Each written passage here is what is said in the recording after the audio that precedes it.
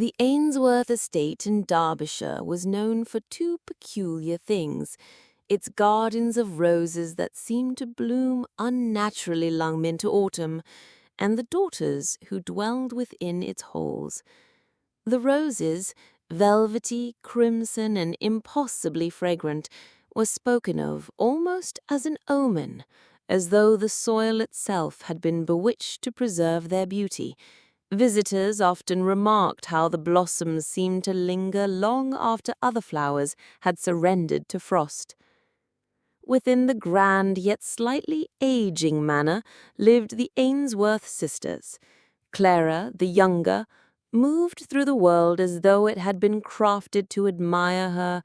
Golden curls crowned her delicate features, her blue eyes sparkled beneath every chandelier, and her laughter, light and silvery, seemed to fall from her lips without effort. She was not vain, for she had no need to be. Affection followed her like bees to nectar. Margaret, by contrast, existed quietly. She was neither ignored by cruelty nor acknowledged with admiration, but placed in a peculiar limbo where society did not know what to do with her. A faint birthmark traced her cheekbone like a pale crescent moon, and the limp left by a childhood illness lent her gait an unsteady grace. In drawing-rooms and at assemblies, she stood politely at the edges, her presence unremarked, and though no one mocked her outright, she had long understood her place was in the periphery. The whispers were persistent. "The roses bloom for Clara." They said it with certainty, as though the very earth conspired to crown the younger sister. Margaret never contradicted such tales. Shadows, after all, had become her dwelling place, and in shadows one finds a certain peace. Yet, as that spring unfurled and the air grew sweet with the fragrance of roses once more, change entered Derbyshire in the form of Lord Adrian Whitmore. The heir to Witmore estate was recently returned from travels abroad, Italy, France, and the glittering salons of Vienna. He carried with him the polished air of one who had been shaped by the wider world. His arrival stirred curiosity among every family within 20 miles, for it was whispered he sought not only to oversee his inheritance, but perhaps a bride to share it. And thus the roses bloomed that season more fiercely than ever. But fate, though whispered about in drawing-rooms and speculated upon in gardens, does not always bend toward beauty. Sometimes it bends toward the unnoticed. Word of Lord Adrian Whitmore's arrival spread quickly through Derbyshire, carried on hushed voices at every tea-table and over every church pew. The Whitmore name was synonymous with wealth, lineage, and a certain mysterious grandeur that stirred both envy and fascination.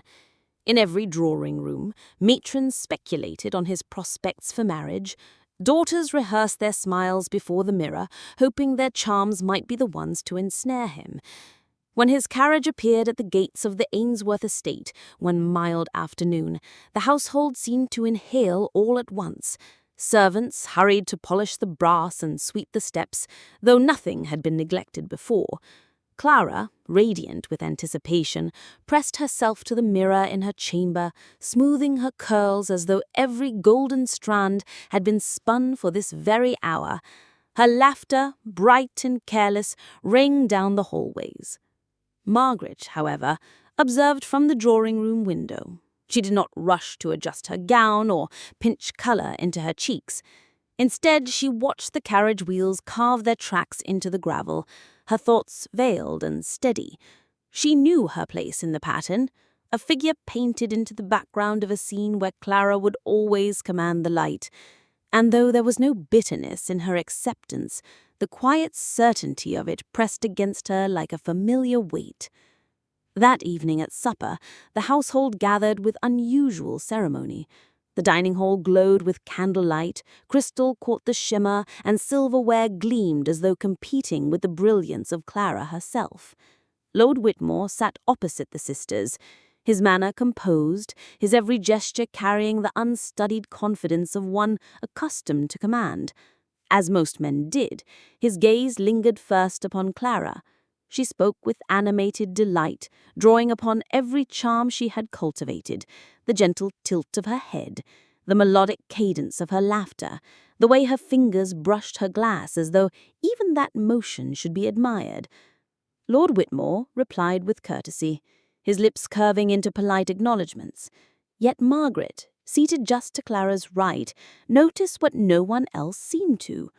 Once or twice, his eyes flickered, not by accident, not in idle wandering, toward her, not in admiration, not even in curiosity alone, but with the searching expression of a man who glimpses something unexpected in a corner where he had not thought to look. The silence that followed one such glance was not the ordinary hush of a lull in conversation.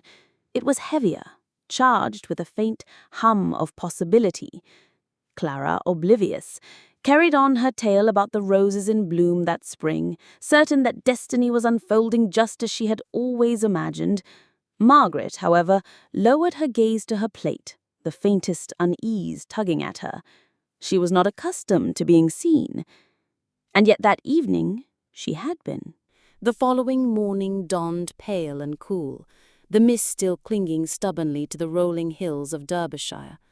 Margaret rose earlier than usual, restless from a night of thoughts she could not name, thoughts she dared not claim.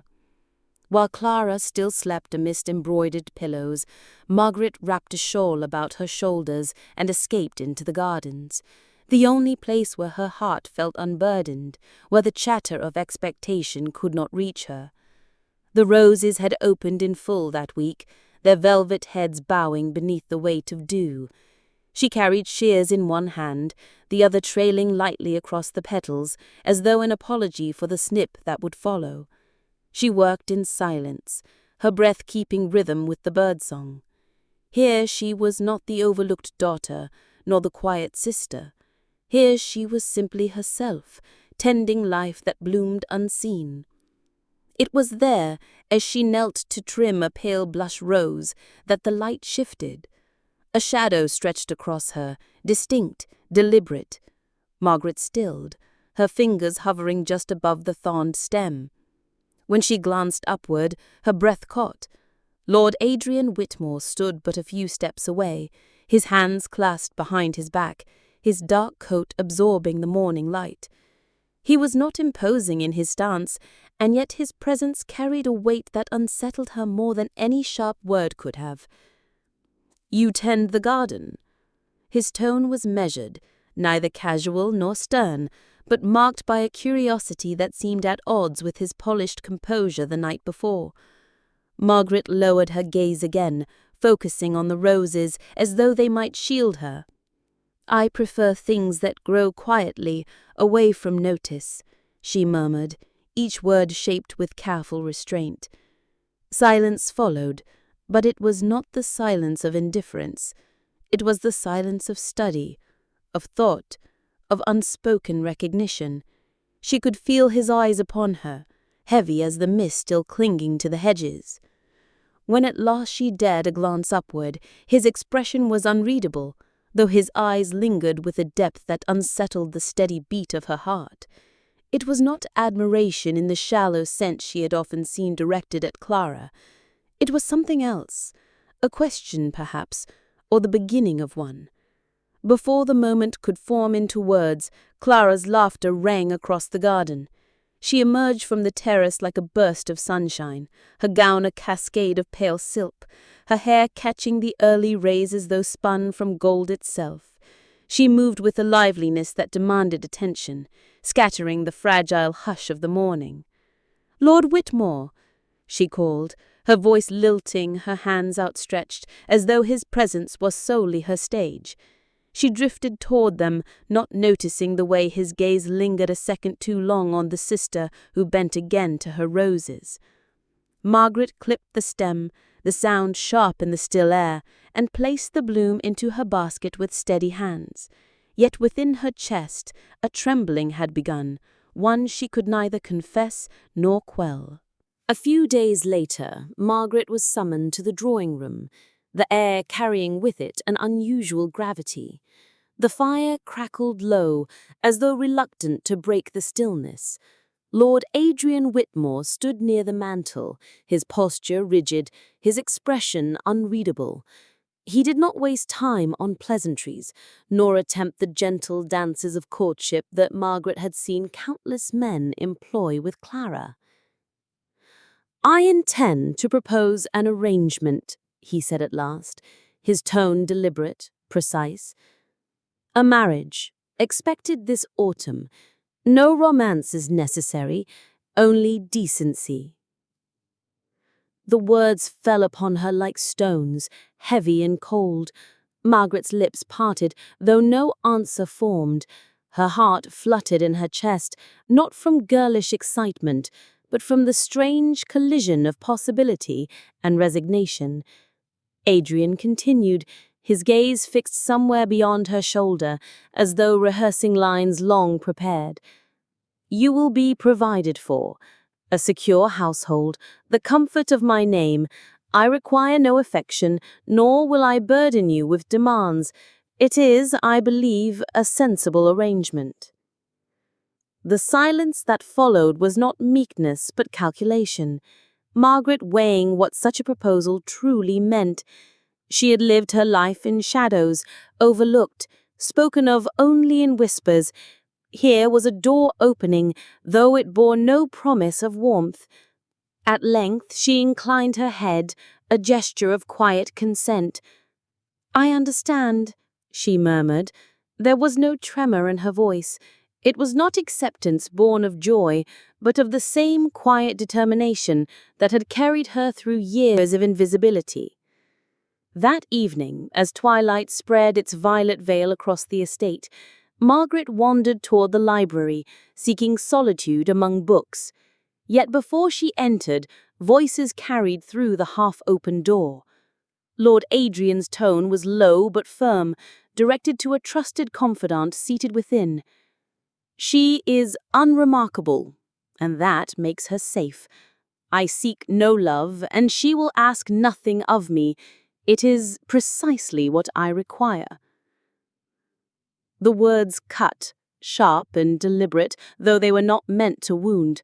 Margaret closed the door with careful grace, her face composed, her heart a storm kept under lock, for she had long mastered the art of carrying invisible burdens.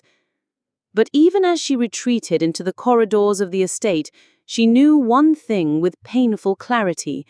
The roses outside would bloom regardless of whether she was seen or unseen. Over the following fortnight, Lord Adrian's presence at the estate became a pattern Margaret could not ignore. His carriage would arrive in the late mornings, polished wheels whispering across the gravel, and servants would rush to receive him. Yet his time was rarely spent in her company. He conversed with Lady Beatrice in measured tones, inspected the stables, or walked the grounds in long, solitary strides, as though the air of Ashford itself were under his scrutiny.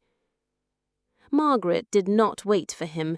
She carried on as she always had, arranging linens with care, reading in the dim corners of the library, and tending to the roses that bloomed with stubborn devotion in the garden's farthest edge. It was there, one afternoon, with soil beneath her nails and the sun softened by drifting clouds, that his shadow fell across her work. "You garden?" Adrian asked, his voice low, almost tentative, as though he had stumbled upon a private ritual. She glanced up, surprised to find him alone. "I prefer things that grow quietly," Margaret replied, her hands moving steadily among the stems. The roses bent obediently beneath her touch, their petals flushed with late summer color. For a moment he did not speak. His eyes lingered on her fingers, tracing the deliberate care with which she pruned away decay to give room for new life. It was not admiration she saw in his gaze, but something sharper, an awareness, perhaps, that he had underestimated the quiet depths he once dismissed. The silence stretched, fragile and taut. He cleared his throat as if to disguise that he had lingered longer than propriety demanded. Without another word, he turned, his footsteps deliberate on the stone path. Later, in the hallway of the manor, their paths crossed again. He stopped, his expression unreadable, though his eyes searched hers with uncharacteristic hesitation. "I trust you are comfortable with the arrangements?" he asked. Margaret held his gaze, steady as the roses rooted in their soil. "Comfort is not a condition of marriage," she answered, softly, though the firmness in her tone was unyielding. He gave no reply, yet something unspoken passed between them, an acknowledgment not of romance, but of parity. Two souls who had long hidden themselves in silence had in that brief exchange recognized one another. And though no one else in the household remarked upon it, Margaret felt the shift as surely as the first chill in the autumn air. That evening, as twilight pressed against the tall windows of the library, Margaret reached instinctively for the familiar spine of her book, only to find the space empty. A small unease prickled at her. Books, unlike people, did not simply wander off. She said nothing, though the absence weighed on her as she retired to her chamber. The following morning, a quiet surprise awaited her. Upon her writing desk, perfectly aligned with her inkwell, lay the missing volume. Its cover bore no dust, as though it had been guarded with unusual care. Slipped within its pages was a folded note, the handwriting unmistakably Lord Adrian's. "You are not unremarkable. I simply failed to look correctly." Margaret read the words once, then twice, her breath catching on the edges of disbelief. She did not reply, nor did she allow herself to dwell on them. Yet, in spite of her restraint, the ink seemed to echo within her mind long after the paper had been set aside. Days later, as they crossed paths near the eastern corridor, Adrian paused. His voice was measured, yet something softer trembled beneath. "May I walk you to the conservatory?" Margaret lowered her eyes, her answer simple, "If you like." They moved together in silence, their footsteps echoing against the marble floors. Neither reached for the other, and yet the air between them carried a charge, like the stillness before a storm. Through the glass of the conservatory, pale light spilled over rows of delicate orchids, their blossoms heavy with fragrance. Margaret thought of cages, beautiful, perfumed, but cages nonetheless. That evening, under the swaying glow of lanterns strung across the terrace, Margaret overheard Clara's voice, low, urgent, edged with desperation. "You don't have to marry her," Clara whispered, her words half plea, half command. For a heartbeat, silence reigned, broken only by the rustle of leaves and the faint hiss of lantern flames. Then Adrian's reply came, steady and without hesitation. "I've made my choice." Margaret read the words once, then twice, her breath catching on the edges of disbelief. She did not reply, nor did she allow herself to dwell on them. Yet, in spite of her restraint, the ink seemed to echo within her mind long after the paper had been set aside.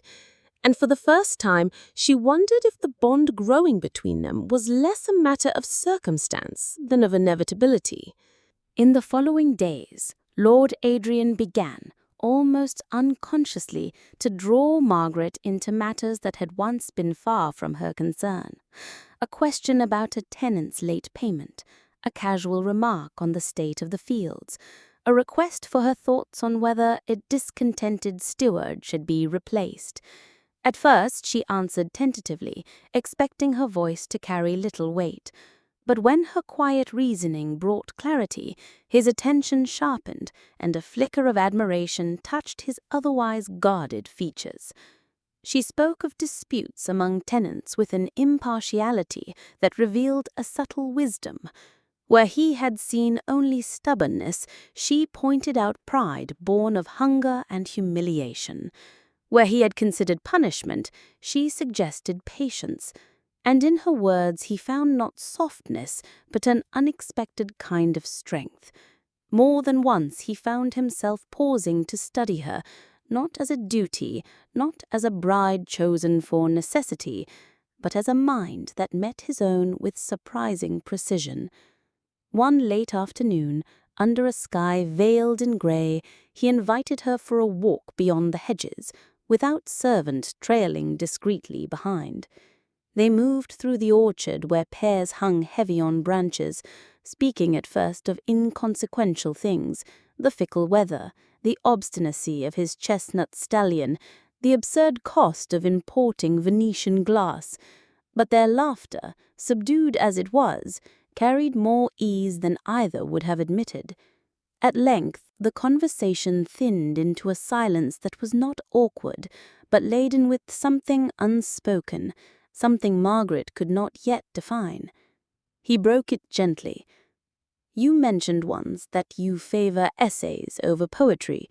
Why is that?" Margaret tilted her head, considering. "Essays demand honesty. A poet may disguise sentiment in ornament, but an essayist must reveal the marrow of their thought. There is no refuge in metaphor." He regarded her for a moment, then, as if emboldened by her candor, she asked, "And why do you avoid the piano?" A shadow crossed his expression. His jaw tightened before he answered in a low voice, "Music reminds me of someone who lied."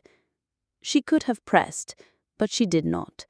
The restraint itself became its own form of intimacy, a silence that acknowledged the wound without forcing it open.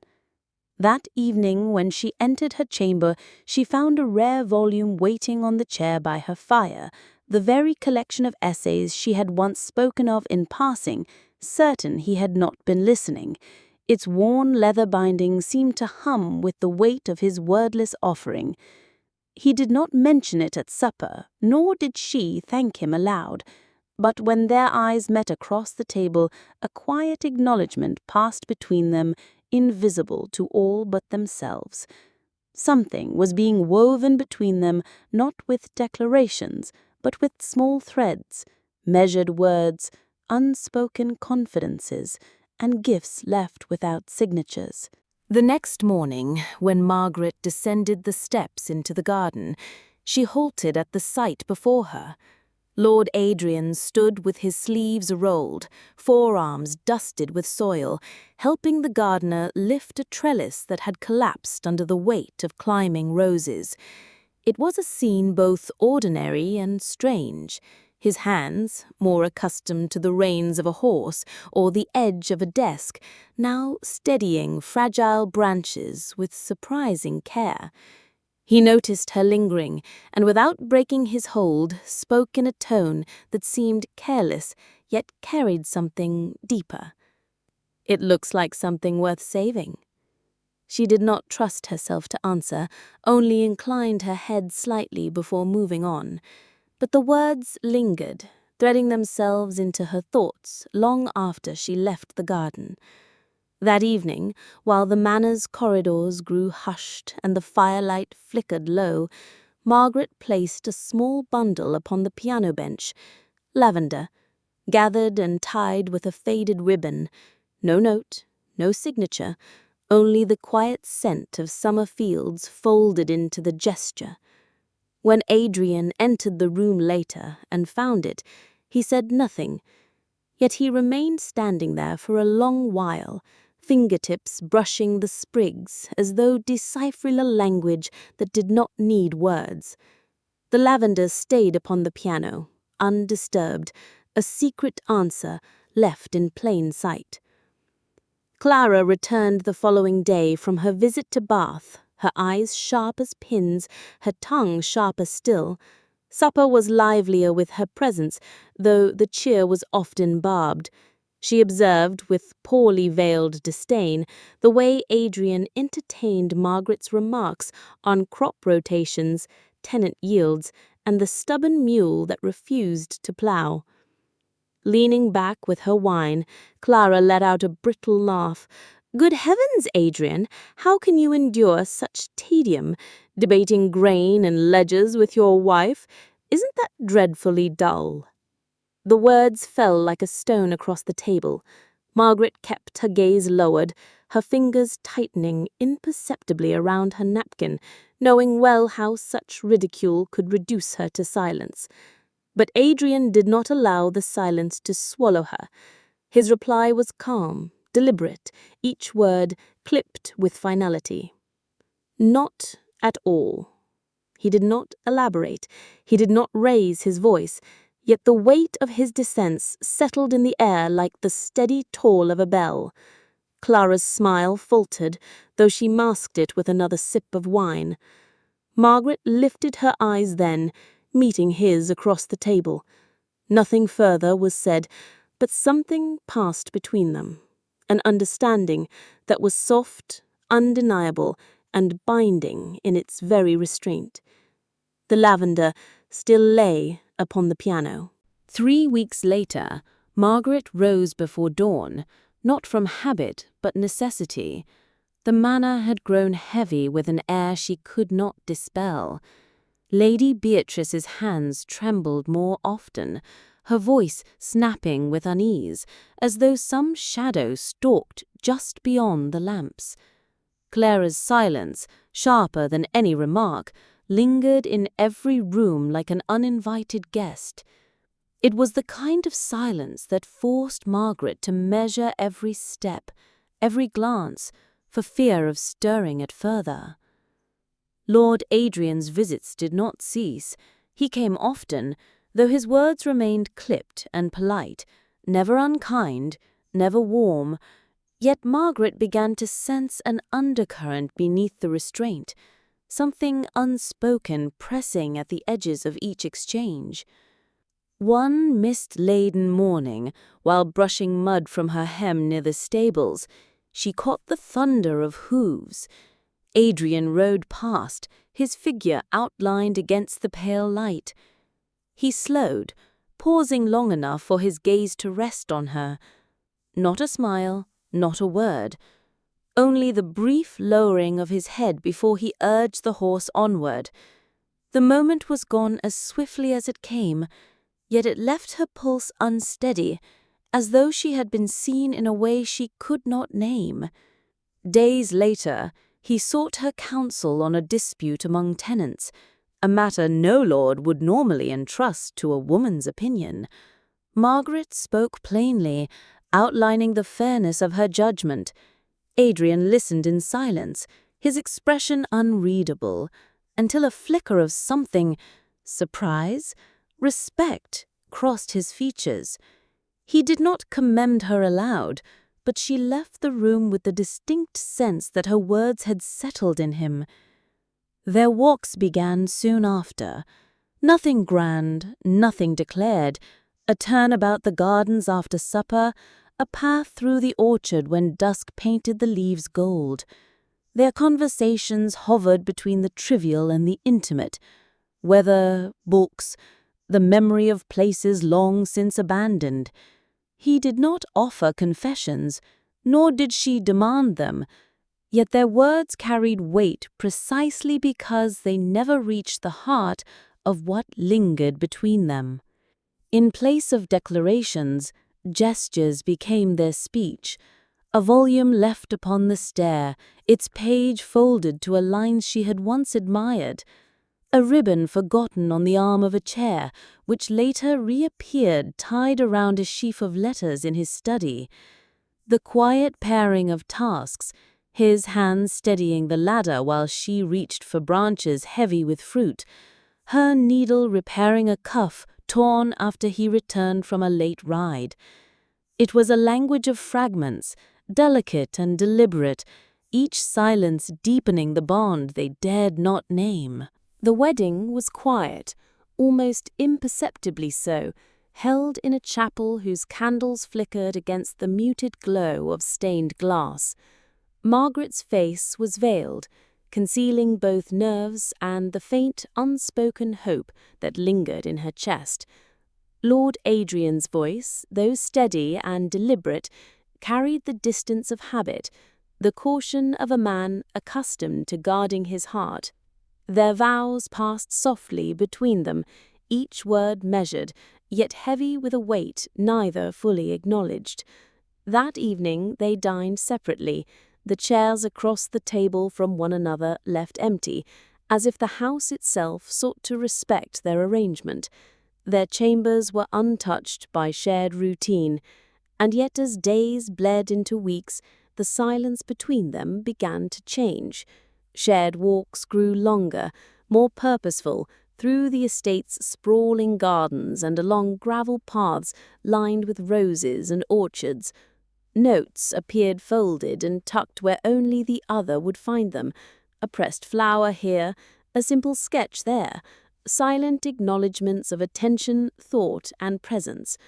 When Margaret fell ill in early autumn, the delicate balance they had maintained shifted entirely. Her fever rose swiftly, and the color drained from her cheeks, leaving her pale and trembling beneath layers of quilts. Adrian never left her side. He read aloud from books she had long cherished, his tone soft, unhurried yet attentive. He lifted damp cloths to her brow, whispered her name in the quiet hours, and remained through nights punctuated by coughs and restlessness. As sunlight spilled across the floorboards one morning, her fever finally broken, Margaret opened her eyes to find Adrian watching her with something entirely new, unguarded wonder. His hands hovered close, uncertain, reverent, as though she might shatter beneath even the gentlest touch. He held her then, not out of duty, not because of obligation, but because he recognized something he had long overlooked, the quiet strength that had always defined her. It was the first time he touched her, not as a husband chosen for convenience, but as a man who had finally seen her. Months passed, each day a soft layering of rituals and intimacy, breakfast shared quietly, letters read aloud together, the occasional brush of hands across a table that made both hearts catch unbidden. Their silences became comfortable, their presence together a language in itself. One evening, as the golden light of dusk spilled through the windows, he brushed a stray strand of hair from her face. His fingers lingered longer than necessary, tracing the line of her cheek with a care that startled even him. In a voice barely above a whisper, he confessed, "I married you out of fear, yet you became my clarity." Margaret's lips trembled, and tears, long restrained, fell freely. She pressed her hand against his chest, feeling the steady beat beneath, the recognition that all those silent gestures, folded notes, and careful attentions had finally culminated in something that could no longer be denied. In that quiet room, with only the fire's warmth and the soft rustle of curtains in the evening breeze, love bloomed at last, not loud, not desperate, but certain, enduring, and wholly their own. If you enjoyed this video, don't forget to like and subscribe to the channel so you won't miss what's coming next. Want to see the continuation of this story? Comment below and let us know what you think. Your opinion makes all the difference.